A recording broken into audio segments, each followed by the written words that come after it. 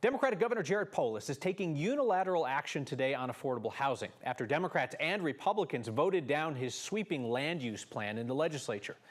Our Mark Salinger explains what the governor's order can and cannot do.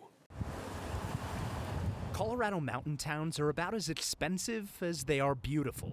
Summit County is in full-blown crisis, there's no question. Tamara Pode will be the first to admit her town is unaffordable.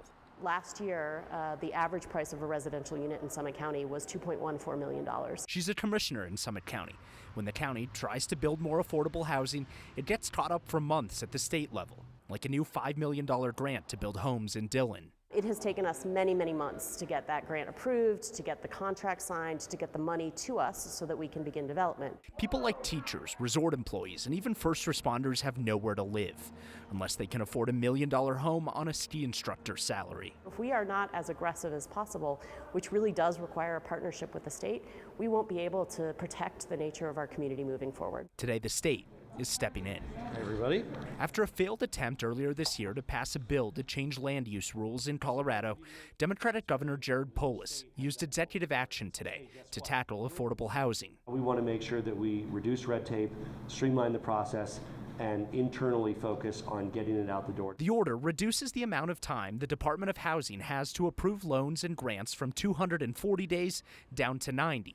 While it'll speed up construction, it does far less than what the land use bill would have done. It doesn't touch on topics like the controversial zoning changes or additional dwelling units in Polis's failed top priority legislation. There's things that we're able to do to deliver more housing sooner.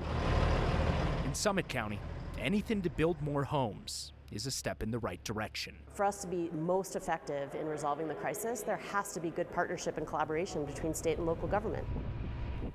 What's at stake here is not whether or not Colorado will grow. We know that more people are moving here and more will continue to move here in the future.